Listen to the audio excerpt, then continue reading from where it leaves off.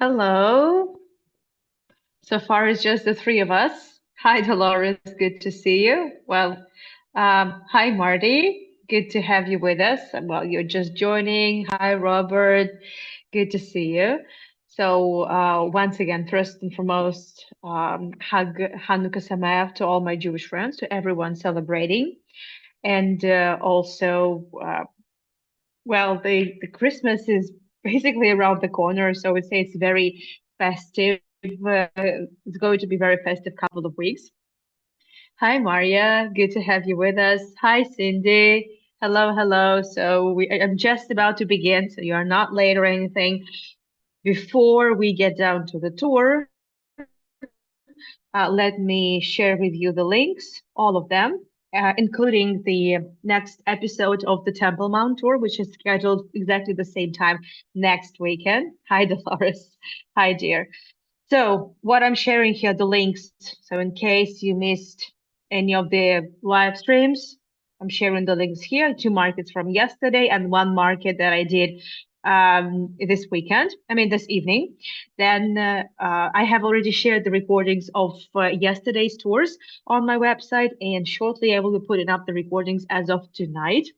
So for the next weekend, we have some tours up: the English Embankment, the Oldenburg Palace. I'm going to be talking about the Christmas traditions in the Romanovs family, but the most important for us, most relevant for us, is clearly the Temple Mount tour on December 21st. Same time, Sunday. I can't promise it's going to be the last episode because there's still so much I'm trying to put together. And last time I know it was really okay. It wasn't maybe confusing is not the word, but there were so many facts, there were so many measurements, there were so many teeny tiny details that on the one hand, it's all we have, right? Because we cannot conduct any archaeological excavations on the Temple Mount. We cannot do anything. But in fact, there is so much there on the surface. And lucky for us, Lindrit Mayer did I would say, all the heavy lifting for us. And I would say 95% of my tour and all the information that we have, hi Cindy, hi Marty, hi Robert, actually come from Lindrit Myers and his research on the Temple Mount in the 60s. And as you read this book, obviously it has been republished, and there would be the additions made to it. But interesting. I hope the connectivity is okay. Cindy has just dropped out. There was another lady also joining, and she also dropped out. Well, I hope they will be able to rejoin. I truly do hope they will. Yes. So what was I talking about is that further on, obviously, the technologies have significantly improved. And 60s, there were not so many. There were not the technologies, especially the dating analysis and I would say other high-tech stuff was not yet available. Now we have a lot more at our disposal, and even if we cannot, even if we can't dig, uh, still there is a lot more that we can do. And a lot of archaeology that is conducted outside of the Temple Mount. Also, now there is more and more information that's coming our way. They also prove, add, and completely verify all the theories that were offered by Liebwit Meyer in his book. Okay, so let me switch off the chat and get down to the video.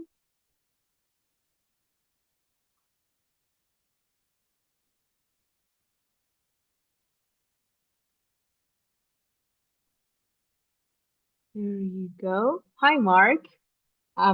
Cindy, I'm glad you're back. I'm not sure what it was, but there was also one more lady that's sort of dropped out. Not sure what's going on here. Okay, so let's do it this way. The chat is off. I will start with a quick recap, but we are not going to be covering the findings that were made in Al-Aqsa Mosque and the Dome of the Rock, um, because otherwise all the recap is going to take the entire tour. But some recap is absolutely essential because there is no way you can keep that in your head, and there's no need to do that.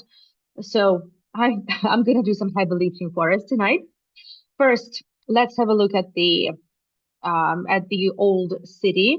You know, it's not the oldest city, and the very old part, which is the oldest part of Jerusalem, the city of David, would be located. It is located to the south from the Temple Mount. So basically, under the Temple Mount, through the Dung Gate, there would be a little road that would take you exactly to the city of David. And we will be talking a lot more about the city of David. And also, as we look at this plan and the layout, just pay attention to a few things here. I don't have a pointer, but I will try to be as descriptive as possible. Have a look. You see the Temple Mount, and it's all the quarters are colored in, differently, and the Temple Mount has a different color because, in fact, it's not part of the Muslim quarter. It's controlled by, as you see, as you know, the Waqf, the Jordanian organization in charge of the religious sites, Muslim religious sites in the Holy Land. And as you can see that the Temple Mount is not exactly rectangular, that the walls are not parallel, especially the ones from the east and from the west. East is the where the Golden Gate is. This is the eastern side, and well, logically, the Jaffa Gate would be from the western side. So as you can see, the walls are not exactly parallel, right? And also, let's say if you see the Lion Gate and you go down towards the Golden Gate, and once you reach the Temple Mount, there is kind of an interesting offset over there, right? So this is quite important for the upcoming tours. So I'm just kind of drawing your attention to these things. I'm going to be talking about it when the time comes, but let's just keep that in mind for a second. Well,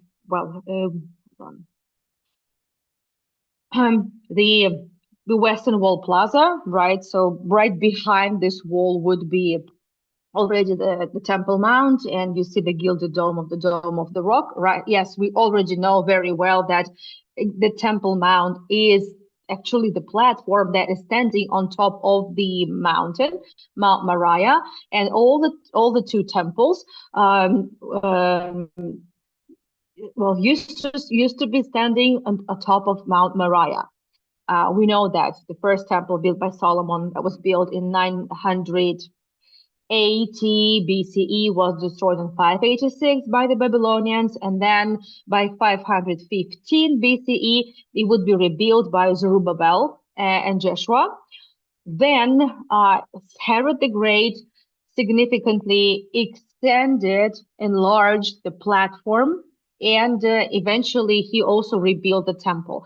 And basically, all this research conducted by Lindrit Mayer was aimed at locating the true site of the Temple Mount, and well, let alone just finding the justification of the existence of the temple, because in the I would say there used to be, and there is still, even nowadays, with all the archaeology at our disposal, there's still this narrative that sort of, I would say, questions even the existence of the temple. And there's still supporters of the theory that the temple did not stand on the Temple Mount, but it was always in the city of David. We are going to also talk about it.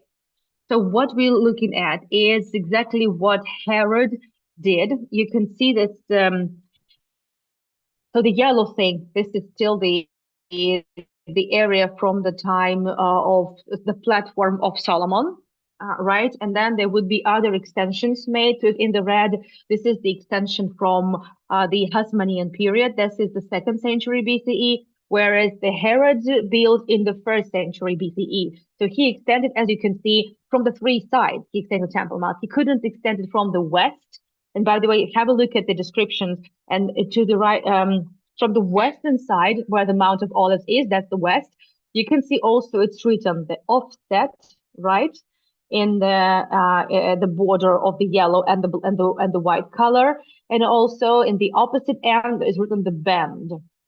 We'll be talking about it. So I'm just drawing your attention to things that, well, I showed you this layout before, but there's always something new that I want to add to the narrative. Also, we're going to be exploring the area that's called Antonia Fortress. That's going to be particularly interesting also for the, let's say, in terms of the Christian narrative, obviously, because it is believed, well, there are like two theories, but it is believed that according to the Catholic tradition, the praetorium where the judgment of Jesus took place actually was located in the Antonia fortress. Well, so we spoke about, well, we've spoken about a lot of things over here, but let's move on. So this is also from the Linwood Meyer's book, but there are a lot of descriptions that we've already spoken about, and well, just we know exactly the measurements of the Solomon period temple. We spoke about the Solomon temple, 500 cubits square, 500 cubits per 500 cubits. That's 862 meters by 862 meters. The city of David, that's exactly um, I'm using Holy Land site visual materials because there's no way I can just also work on the visuals in this way. And since I don't have the pointer, this just makes things so much easier for me. So what you see here, this is the kind of the layout of the city of David. The city of David just even physically could not house the everything, the palace of David and the city and the temple. There was no way this could have happened. So it just doesn't even fit. Plus, we have also, okay, some may question this. Yes, there are a lot of, well, there's still a lot of scholars that well consider Holy Scripture, New and Old Testament. They don't consider them as the, I would say, valid source of information. But nevertheless, over the course of all my tours of the Holy Land, we have encountered, I would say, numerous cases when what's written in the Testament actually have been verified by archaeology. So let's see what's written in the second book of Chronicles.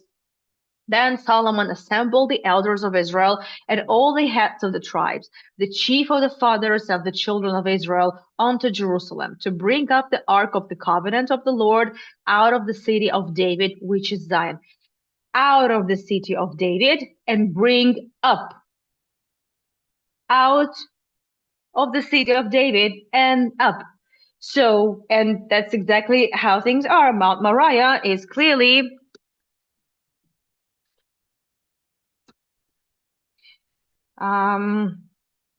hold on a second. So Dolly is saying that she's only seen the black screen. Let me see how things are for everyone else.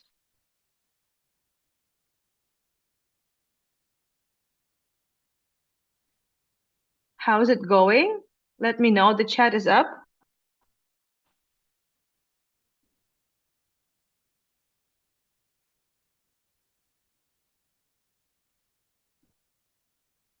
Please let me know. It's good for Mark. Okay. So good for everyone else. Okay. I was frozen for Dolores. This is interesting. Um,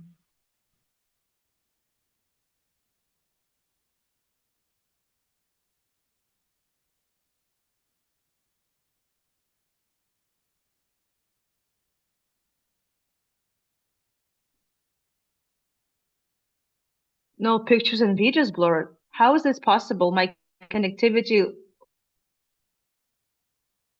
looks good. I'm not sure what's going on here. Okay, so it's good for someone, but it's not good for like everyone.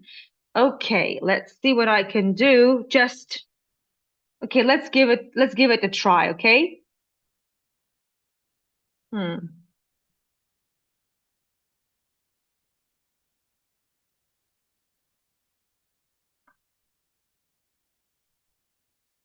Okay.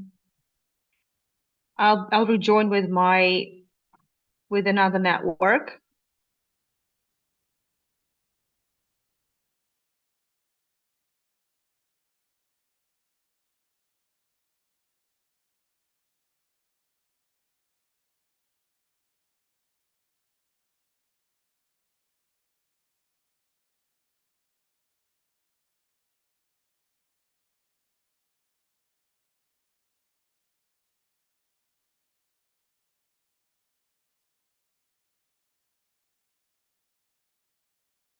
And I will try at least to, yes, so you saw the second book of Chronicles and I stopped it. That's exactly where I stopped. Is it still blurry for those for whom it was blurry? Everything was okay for at least for some of you it was okay. Okay, let me move on. The chat is open, so I will see your messages if something is wrong. But right now it says that my connectivity is unstable. Before that, it didn't say anything at all. Okay, that's interesting. Let's very little what? Little fuzzy?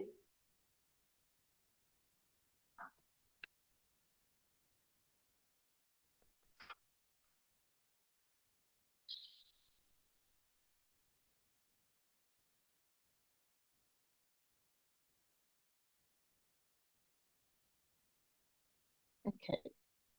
I can also restart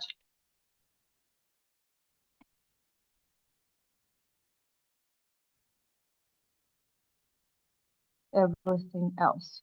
Okay. Give me a second, please. Sorry for the issues. Not much I can do, but at least try to restart. It's on my. I have now video.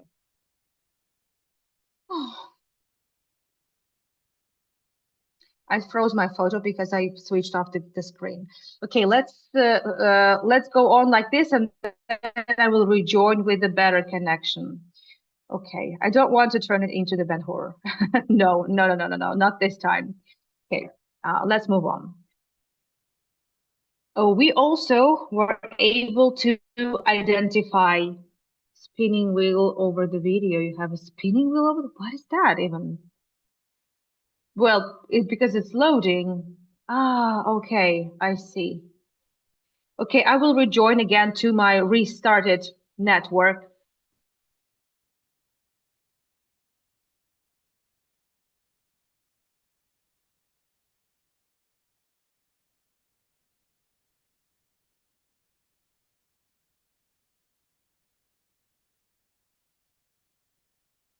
Misha's tour was absolutely fine, and now I'm having this.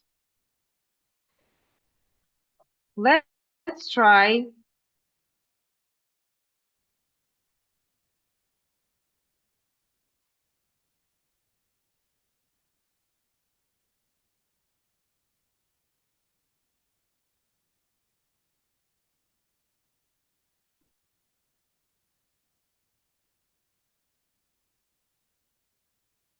Okay, okay. Okay, now it looks like my router, the big one has been refreshed. The connectivity should be better. I will go on. I will probably go a little bit backwards with the video. So what I'm showing now is the second book of Chronicles and now Barclay Gate. Can everyone see Barclay Gate? Can everyone see the Jerusalem uh, layout from the Herod's period?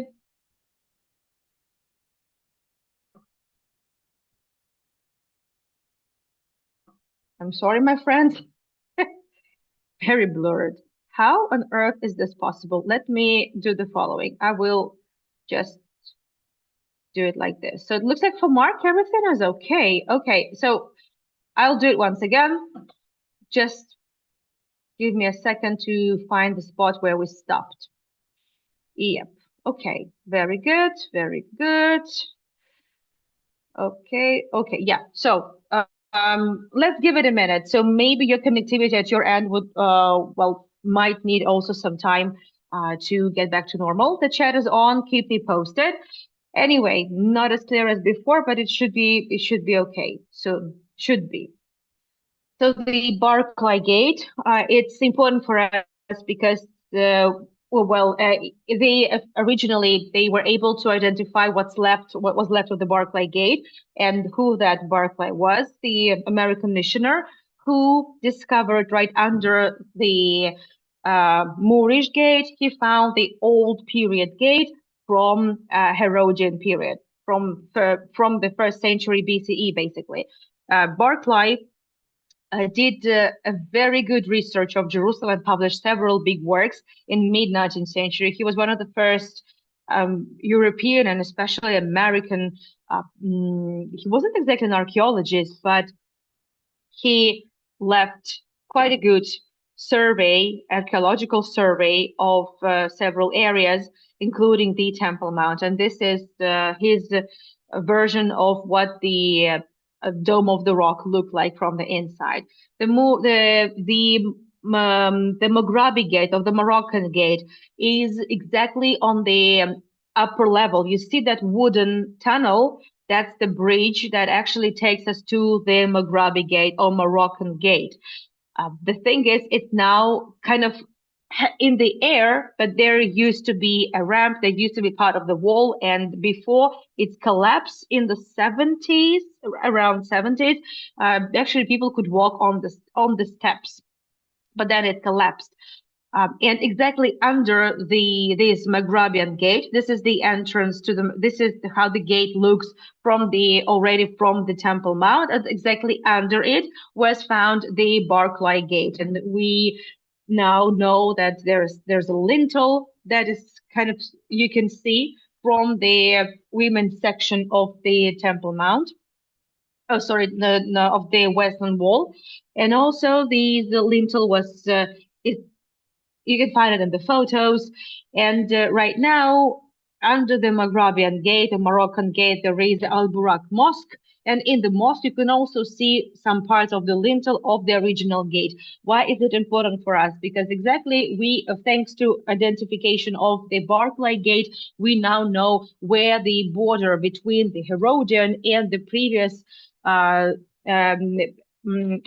Solomon period wall was. And this is for us kind of a starting point. This is also part of the recap of the previous tour, but without it, it wouldn't really make a lot of sense. Plus, again, as I said, I don't expect you to remember all of that. So right now where we are walking, to the left-hand side, very close to the trash bin, it's, exactly where so-called the corner of the Solomon period platform is. 500 cubits, 861 feet, and 262 meters. Sorry, I think I got the numbers wrong at the beginning, but now you have the right numbers. I'm really horrible with the conversion, so I have it all written. So we talked about this before. Just what is the cubit and what is the royal cubit? So this is the Solomon period measurement, which equals 20 inches, slightly more than 20 inches. So now our goal is to identify all the four sides of the Solomon period platform, and to see if there's any archaeology that is still there. And by identifying that, we can also talk about many other things along the way. As I said, this footage is quite useful for us. The eastern wall was never changed. The eastern wall, the one that is now covered in red, it's basically it's the original wall from the let's put it like that, from the original Solomon period.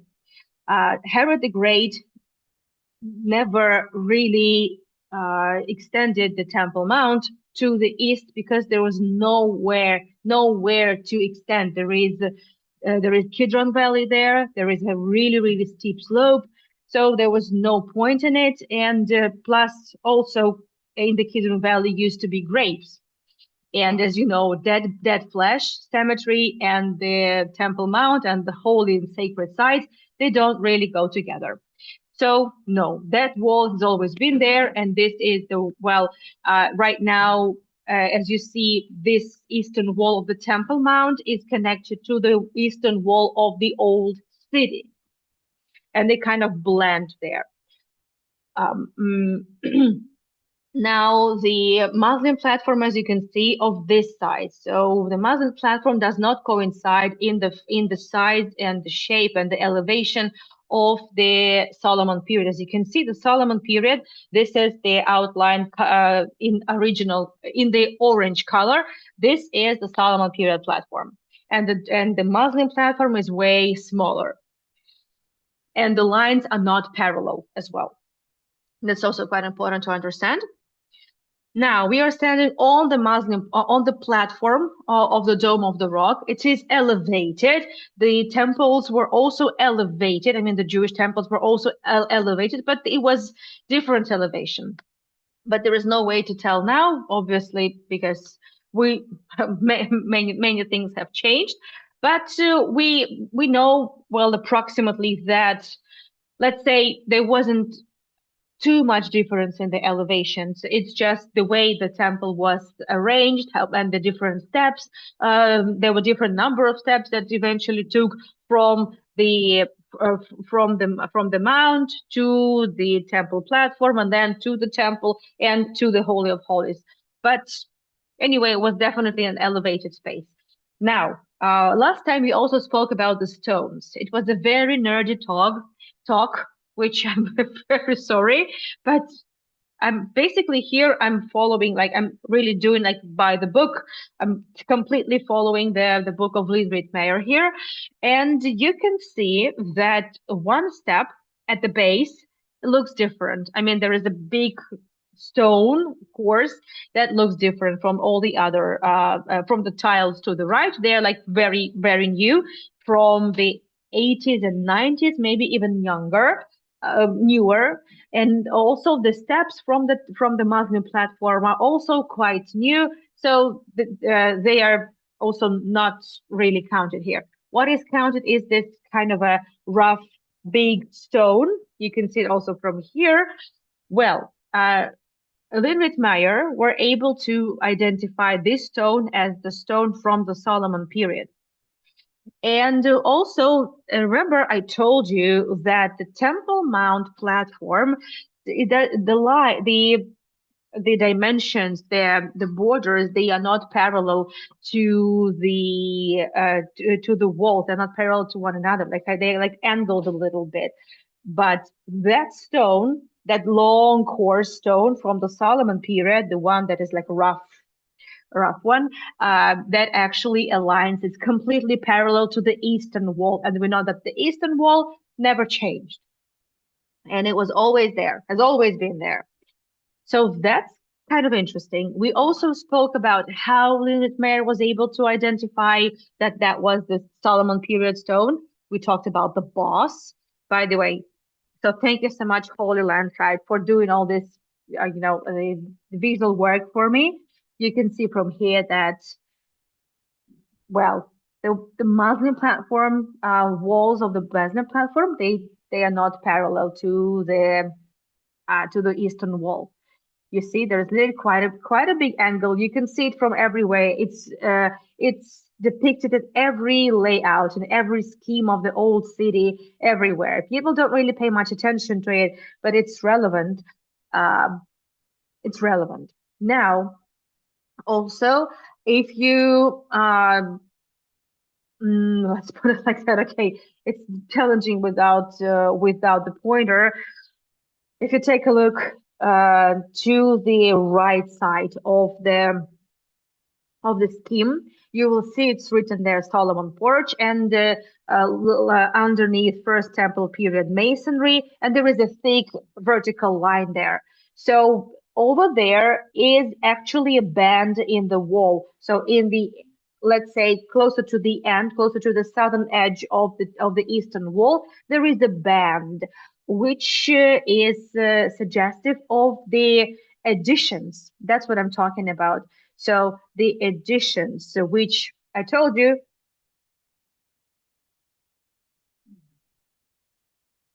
maybe all the funny notes people stick in between the walls, filling the gap between the two, not parallel.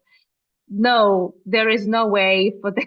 I mean, I like the idea, Dorley, but um, no, unfortunately, no, because all the notes left over there, unfortunately, would be immediately disposed of. I know you're kidding. I like the idea, by the way. I like it, but unfortunately not. Yes. So, and that band shows you the additions to the wall. The first edition is the Hasmonean period, and by the way, the Hasmonean period is the second century BCE, and all the story of Hanukkah is actually related to exactly that period of the Jewish history. But this is story about something different, so we're going back to the band and the wall, and then later on, there would be also Herodian extension from the south. So I'm kind of I'm trying to give you as much visual aid as possible. What can I say? So the boss. That's almost where we stopped last time. The masonry. Since no archaeology can be carried out, and since we cannot really date non-organic, not living, no, because the stone have no tissues, right? Stones have no tissues. There is no organic material in it, and we cannot date stones by using carbon 14 method. Well, and Brilliant Mary was not allowed to carve anything, was not allowed to dig into anything, no, just to look, just to observe. So he was able to identify the stones and date them just by looking at the masonry, but all these bosses, which is not a manager, but the boss is the um okay. I don't know even how to explain it, so I asked ChatGPT to help me with that. So in masonry, boss is a round protruding knob left on the face of a stone block that could be used to lift it, to move it, to position it easily well, during the construction. That's basically it. And in different periods, the masonry techniques and the construction techniques would be different. So that's, I would say, a very reliable way of actually dating stones because we don't have anything else. So, I mean, well, I'm not, okay, give me just a second to explain. You can find a lot of organic material around the stones or beneath the stones or in between the stones. And that also helps the archaeologists date the stones, of course. But the stone itself on its own doesn't tell us much if we don't know all these specificities of the bosses and everything. So, like in this photo, by the way, this is the photo from Wikipedia. You could see the boss, and this is the photo from the Lindwit Mayer's book, and that's exactly that step that we've been talking about. The one, the rough one. The thing is, so this photo was taken like in 1967 or around that time when the book was, well, when the research was carried out and then the book was first published. And then later on, they would add more tiles and now it's all covered. Now it's all covered, so you cannot see the boss anywhere. But Willis Mayer could. So technically, that stone is still there. And that was the one of the walls of the Solomon period temple platform. I mean, not the temple, but the platform. Okay, so now this is the eastern gate or the golden gate in the eastern wall. We've spoken about them before. Well, and I did show you that from both ends, from both sides of the gate, there are stones, like two big stones that look very different. So Lindenmayer, by also identifying the boss, was able to date them to the same period, to the Solomon period. And the interesting thing is that there are some photos that were taken in the 19th century from the inside of the gate complex, the Golden Gate complex. There is a synagogue. Sorry, what do I say in synagogue? The mosque there, not a synagogue. What am I saying? You didn't notice that? No, nothing happened. there is a mosque there, so no one, I mean, non-Muslims cannot enter, and that area is really heavily guarded. I will explain why later on why. So, but there are photographs, and just by studying the photographs, it was well, Linus Mayer and other scholars were able to actually find the stones and identify the stones from the also first temple period. That's quite amazing, I should say. Anyway, and so these are the photos from Ruth Mayer's book. So the boss, the margin to the left side from the Golden Gate. Yes, and there was also one. This one is from the right side as well. It's there. I mean, you can see it, and you can clearly see that the stone definitely stands out from the other stones just by the way it looks. Now we are again standing on the Muslim platform, and this is the northern edge of the Muslim platform. From there would be the steps taking you to the to the rest of the territory of the Temple Mount. Anyone can walk around the platform and the territory of the Temple Mount itself, but just not entering anywhere. There are lots of educational facilities. There are schools there, many mosques, and also residential buildings. But the buildings would be the entrance will be from the outside, but from the Muslim quarter. But nevertheless, so.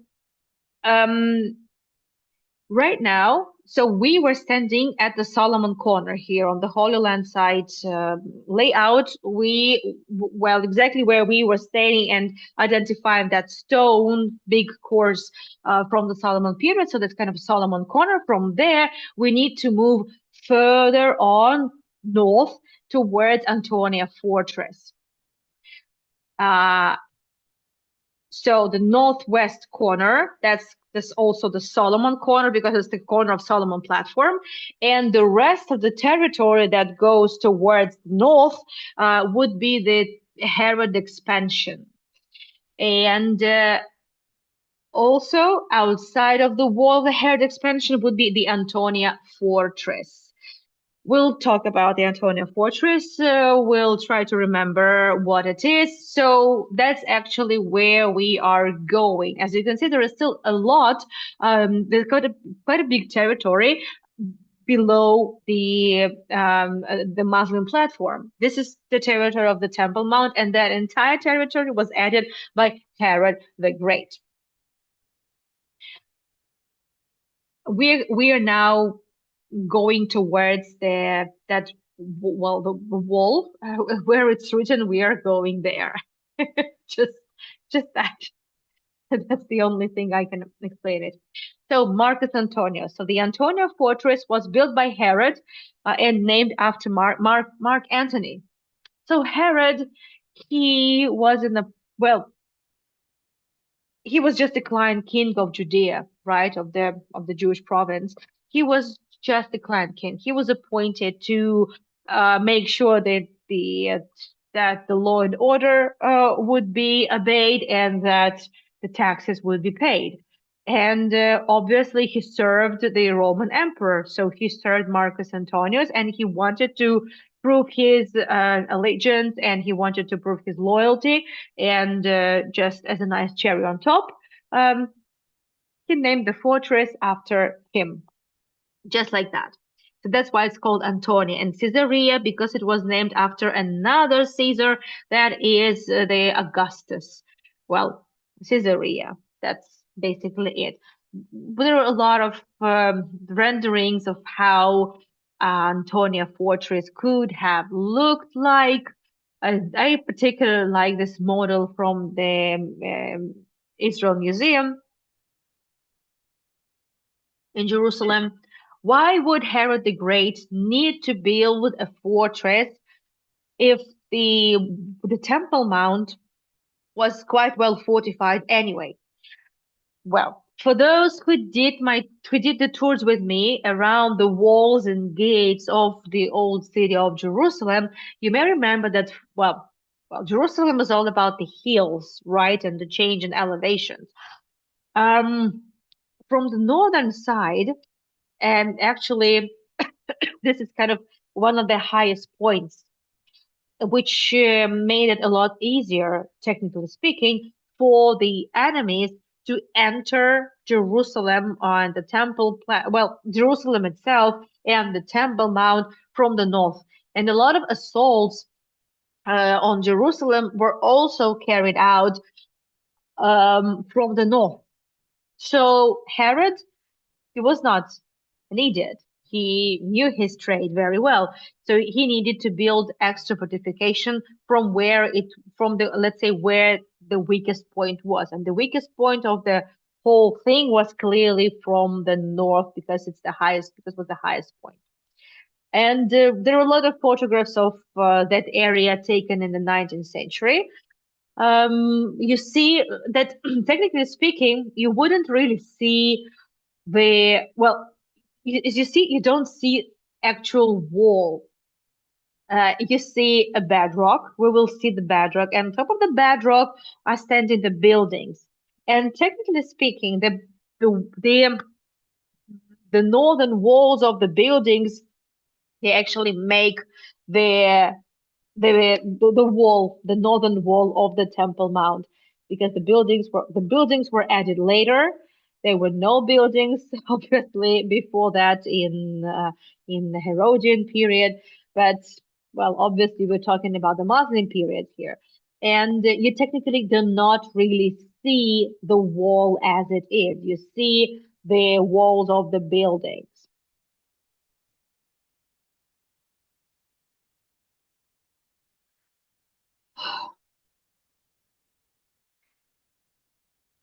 We let's put it like this. That area is normally not so many tourists go there. I've been to the Temple Mount maybe 15 times, and I only walked in that side of the Temple Mount only twice. That was it. There was never the time. Tourists are normally never taken there unless it's a tour for someone, I would say, very deeply interested in the subject. There are several schools there. I mean, well, schools for Muslim schools, and well, it's not like you're not prohibited to go there, but normally it's not that often visited.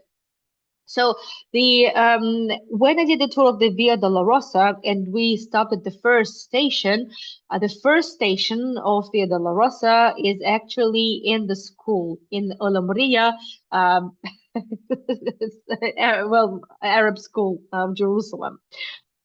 And I personally have never been inside, but when the time is right, after the classes are over, which is after 3 p.m., if you come with tourists and if I come with tourists, technically speaking, it is possible to arrange the entrance.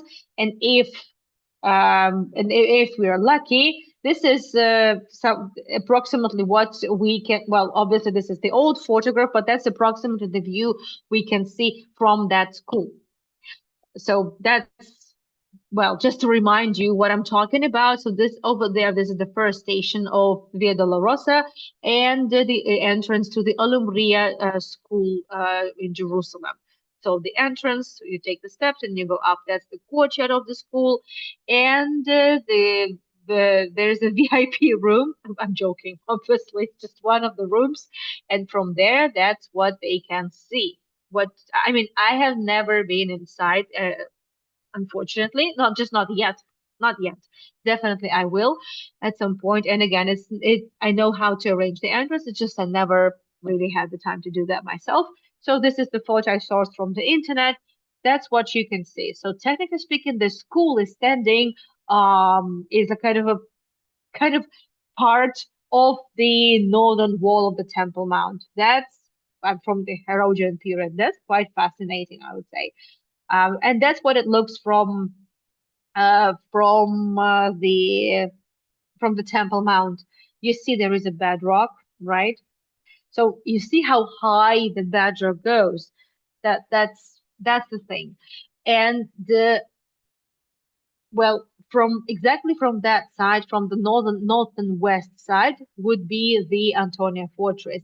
And it is, well, since um, this is the border of the of the Temple Mount, of the wall of the Temple Mount. So it's logical to assume that the school, its courtyard, and also the street of the Via Dolorosa, so that territory were the part where or happened to be the part of the Antonia fortress.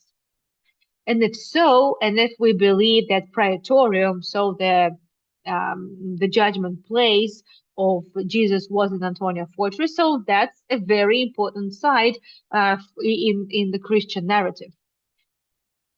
We don't know exactly, so the Testament doesn't really say where exactly the Praetorium was, but there are two options. It's either here, sort of the Umaria school, or Umria or Umaria. There are different spellings that you can find, but it's the same school. Well, it's either there or in the Tower of David museum complex, which was the Herodian Palace, basically. I filmed it for us. That's a big museum, and I will be doing a long series of tours about that museum. It's remarkable, absolutely remarkable. And I'm hoping to film something else when I go to Israel in January. I'm hoping to film just a few more things over there, which I just didn't have time to do. Now, also, you can find interesting kind of slots in the socket, like sockets in the walls, right? Like holes in the walls, and they are located on approximately the same level, and the distance between them is quite even. So Leonard Mayer claims that the sockets were actually part of the construction of the northern stoa.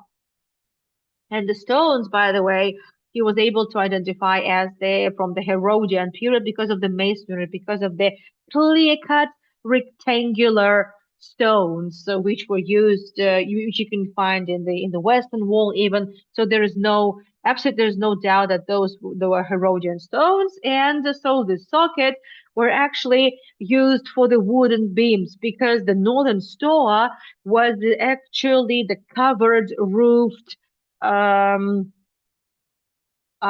terrace or passageway, better say passageway. And well, this socket can be seen still from behind the trees. That's what it looked like. So again, I'm using someone else's visuals here. So that's what the store looked like. There was the store, basically the big long passageway, covered passageway from the western side and also from the northern side. And there were stairs. There had to be stairs, and there had to be entrance to the Antonia Fortress or exit from the Antonia Fortress to the Temple Mount. And well, the stairs are quite important because these steps, we believe, were actually mentioned in the Book of Acts. So then, well, we're talking here about the Emperor Paul and how he was seized. So I'm just going to be reading bits of it. So then all the city was stirred up, and the people ran together. They seized Paul and dragged him out of the temple, and at once the gates were shut. He at once took soldiers and centurions and ran down to them. And then they saw the tribune and the soldiers. They stopped beating Paul. Then the tribune came up and arrested him, and they ordered him to be bound with two chains. There's a bit more. Hold on a second. And then he came to the steps. He was actually carried by the soldiers because of the violence of the crowd. For the mob of the people followed, crying out, "Away with him!" And when he had given him permission, Paul, standing on the steps, mentioned with his hand to the people, and then there was a great hush, and he addressed them. So Paul, when he tried to get away from the crowd, he took the steps. Those were the only steps he could take, and since he was carried out from the temple, so dragged, not carried, like dragged from the temple, that was the only steps he could take. And that seems quite logical. So it seems like that's the place. Again, it's not me who supposes this. That's Lindrit Meyer and many other scholars. Let's put it like this.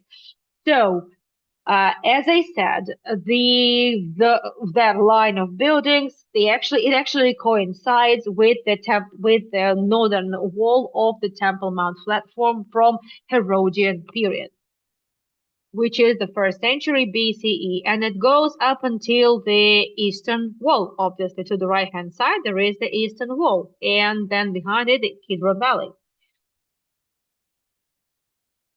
Some photos, just for you to see. Actually, it looks quite beautiful. Mm, I always felt really, really uncomfortable walking there because there are always kids that they just run around that area during their breaks. And but they really get surprised when they see like foreigners or visitors because they normally nobody comes there. I mean, tourists normally don't go there. Well, but I was not really an ordinary, I was not an ordinary tourist, obviously. So that was extremely interesting.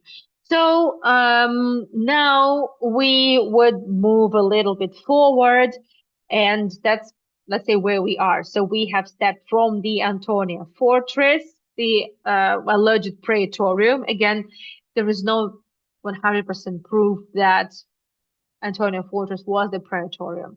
In fact, the other theory that I talked about, um, Herod's palace, located next to the Jaffa Gate, from the west, actually looks like a much better theory. It kind of really fits best. But nevertheless, so the tradition has it that Antonia was the praetorium. And now we are stepping towards the eastern wall, but we are stopping like halfway through because we also need to go for a second to talk to the temple, to the Muslim platform. We need to go there to see the eastern side, the eastern wall, sorry, not the eastern, sorry, the northern wall of the Solomon period, of the Solomon temple.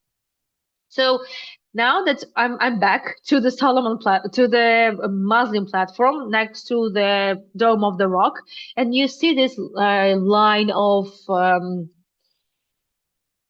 arches. So these arches are from the 8th century Common Era when, the construction of Muslim shrines started here.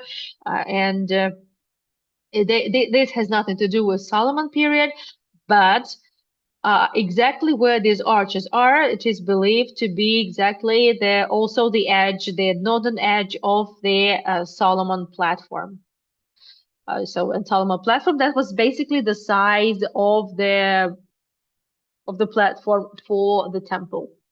And by the way, it doesn't really matter how big the temples were or how small they were, because the temple built by Zerubbabel after the Babylonian invasion, it was way smaller than that of Solomon. But that didn't matter. What mattered is that the room for the Ark of the Covenant and the Holy of Holies had to have the same dimensions. But the palace, not the palace, I mean, the temple itself could have been of many different sizes. Let's put it like this. So that the size didn't matter. I mean, it mattered, especially to Herod, but I would say it didn't violate any rules that were given by God to the Jews. Now, so this red wall, this is it shows you the outline of the Solomon period northern wall of his platform, and it would go, as I said, up to the eastern wall. So the eastern wall is from the Solomon period. Now, so.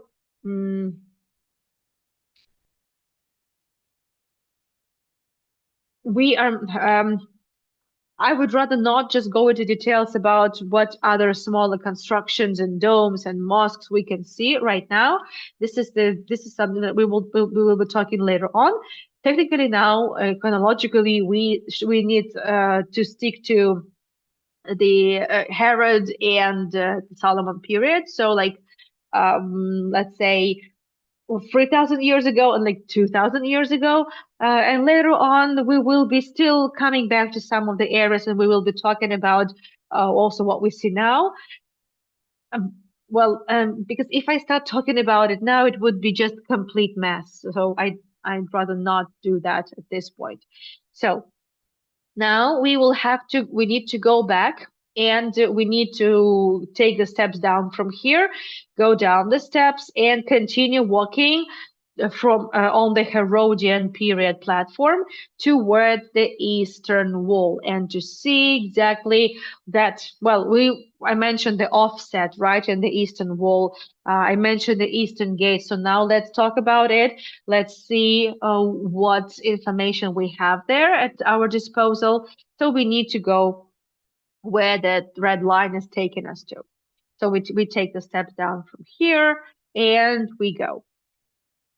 Also, one more proof to the fact that there had been a wall right exactly where the arches are, and then the steps down, and the steps going down.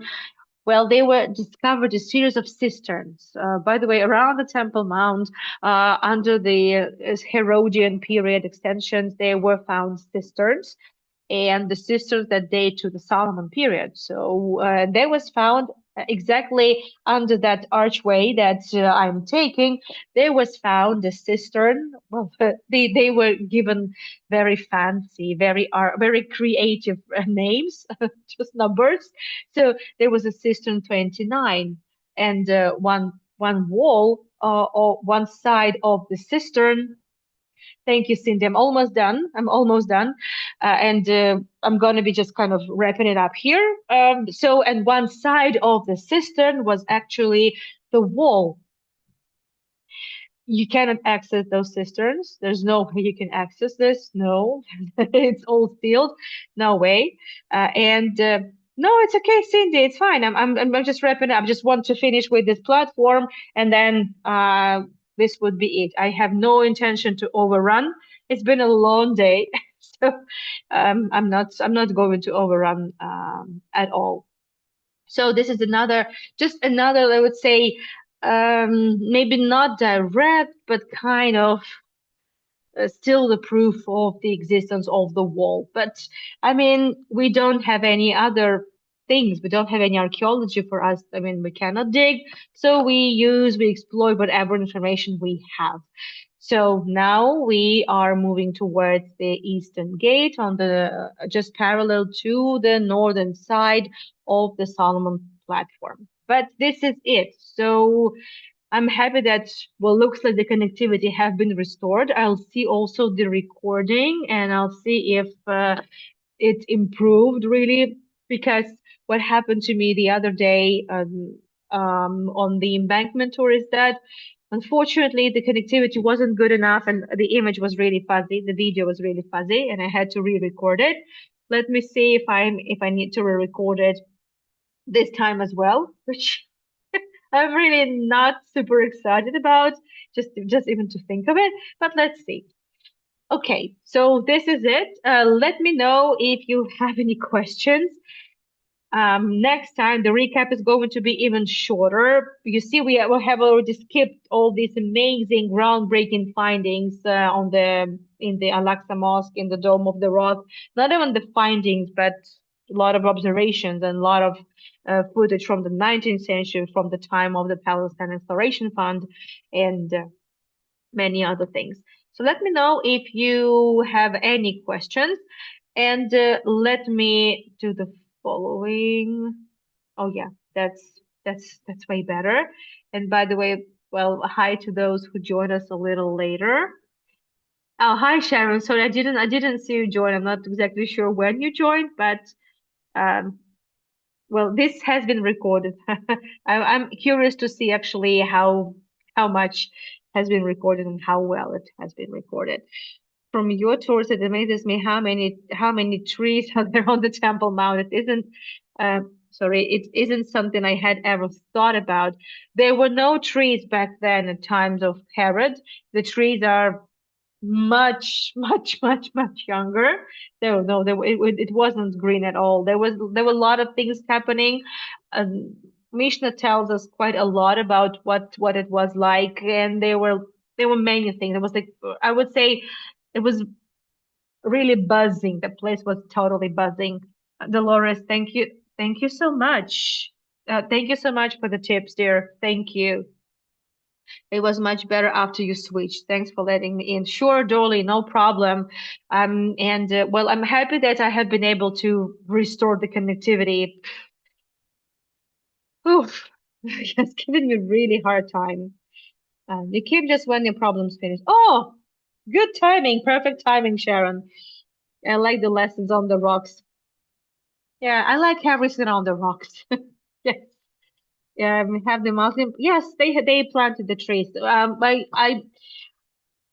not sure if it was Waqf or it was just sanctioned by Waqf. But yeah, so the trees are not from the trees are from the 19th century basically and from the 20th century. That's basically it. I'm not sure. I don't think that JNF has anything to do with it. They wouldn't let the JNF anywhere around it. So definitely not. Keren Kayemet Israel. So this is the organization that deals with the development and also all the forests and natural reserves and everything. So no, I think it's the Muslims, but I'm not sure who sanctioned that. Mark, thank you so much for the coffee. Thank you. Can I watch Misha's talk? Oh yes, the I'm right now uploading Misha's tour recording, which was okay from the point of, I mean, the connectivity, it was totally fine. I am right now uploading it, but as you know, Misha's tours I do not share on my YouTube. I shared Misha's lectures recordings on my Google Drive because I want to avoid any kind of infringement. I mean, I'm using so many visuals, but Misha uses videos, music, so I don't want to be blocked by YouTube one day. So that's why it's those recordings you can access from my website. Is everything on my website. So I've already shared the recordings as of yesterday, and I'm hoping to be able to share the recordings as of today, well, around these days. Thank you so much, everyone, for joining me. I have already scheduled the next episode for the Temple Mount, which is December 21st, same time. There you go. So you have it all here. Thank you, Sharon. Thank you so much. Yeah, there's a lot of reading. There's always a lot of like things you need to put together, but I enjoy doing these tours because it also helps me structure my narrative. It helps me polish it all off. And well, I think it's the best way of learning things when you teach, right? When you explain these things. And there is just so much information that if you don't really go over it again and again, you just tend to forget. Plus, to be honest, it's a luxury. For me, I'm absolutely enjoying it because normally to regular tourists, you cannot actually pour it out on the regular tourists. They would desert you in the middle of the tour. I know what I'm talking about. A lot of detail. I know. So I'm getting really nerdy here. Uh, well, if you ever, join me on my actual tours, you will see it's very different. It's not superficial. No, no, no. But well, there's just no opportunity for such detailed tours. Absolutely not. Thank you, Maria. Do get nerdy now and then. Yeah, I try to balance it. I try to find this happy middle between the nerdiness and the fun stuff. So thank you so much, everyone. And I will see you in the upcoming weekend. As I said, I will be doing the Jewish Heritage Hanukkah theme tour, but I need to figure out best timing for it and the best day. It, it's also quite likely it won't be even the weekend. We'll see. I also need to make sure that the Hanukkah outside of the synagogue is functioning. I'm not sure. I need to see. So happy Hanukkah to everyone celebrating and have a great week ahead to everyone. I will see you soon. I'm taking you to the big Christmas market on Sunday. the big city market in Tbilisi. Oh, it's massive. It's really massive. It's really big. And there will be a couple more tours scheduled as well. Thank you so much, everyone. Thank you for your tips. Thank you for your support, for your interest and understanding, and your patience with my connectivity as well. Thank you, and bye bye.